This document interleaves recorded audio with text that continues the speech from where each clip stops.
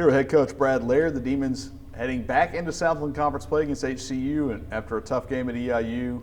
Coach, we talked about it. Not the start you wanted, but the finish, again, just proves that this team, until the clock hits zero, is going to get out there and throw a punch.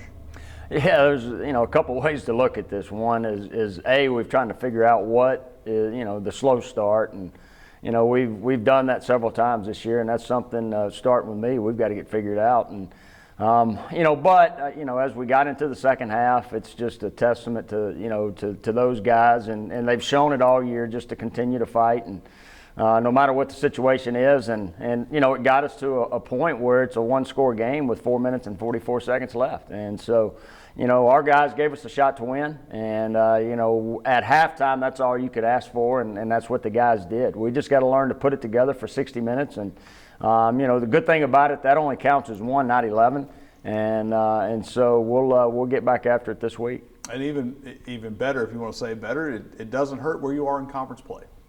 Yeah, that's it. It's you don't want to finish and play that game for 60 minutes like we did, But at the end of the day, we're still 2-0 in conference, and we jump back in conference this week and have the opportunity to be 1-0 this week and see what happens. And so that is a silver lining you can look at it, and a positive as we move forward is that it was not a conference game, and we have the ability with everything in front of us to continue to do what we want to do.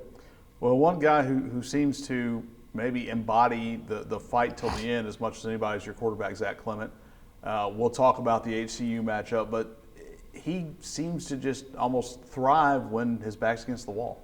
Yeah, he's has made some big plays in some tough situations and some big situations where we needed big plays. Whether that's, I always look at that as a quarterback. Not necessarily when you're having to come from behind, even though you do look at that. I look at it on third downs, because those are big pivotal moments in games early on when the game's tied. But his ability to make plays, whether it's with his arm or leg, on third downs, and then you've seen him in some tough situations on fourth downs when his back's against the wall to be able to come out and make some plays. And it's just what he does. He's a winner, and so we'll ride his coattail and fight with him.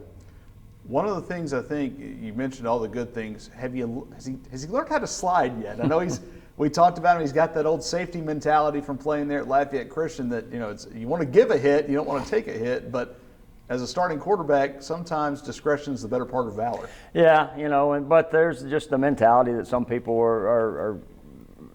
have, and his mentality is to gain that 1 or 2 extra yards, and where that's going to show up in the later on in the game, and just his mindset to be physical, and he's just not one that's going to slide.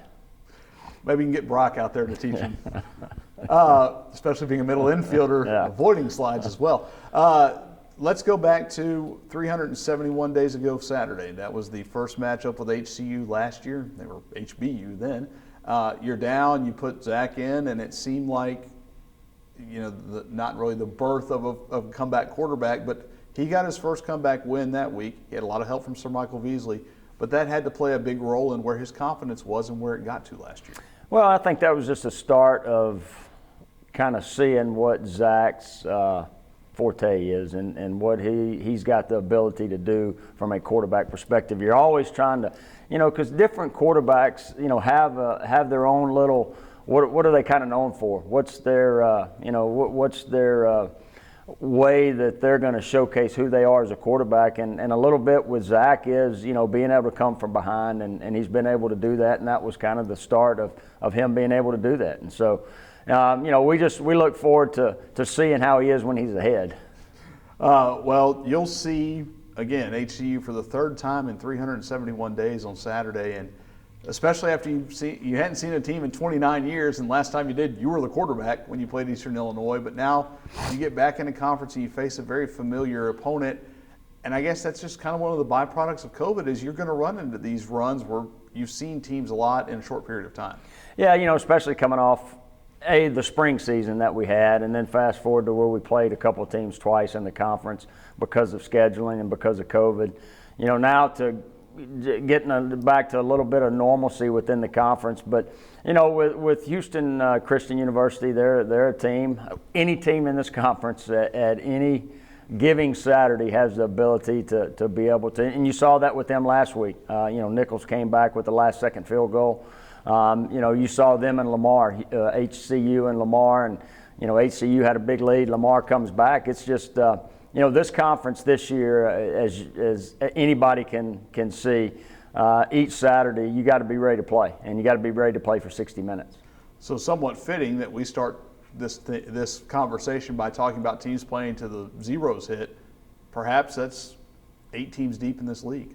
It is. I mean, and we kind of thought that going into it. What this conference looks like this year and what it's looked like in the past. I mean, that's kind of been the thing. Even though, there's been a couple teams that have won it the last couple of years, but you've seen teams have the ability to showcase what they're able to do and have the opportunity to win those games. And I think that's what happens within this conference, that week in and week out, the opportunity is going to be there. Just make sure you're ready for that opportunity. And I think we saw that last year in the 2 games against HCU. They're both down to the wire, 1-possession games, which has been a theme in this series. I think all 4 Northwestern wins in this series have been by 1 possession.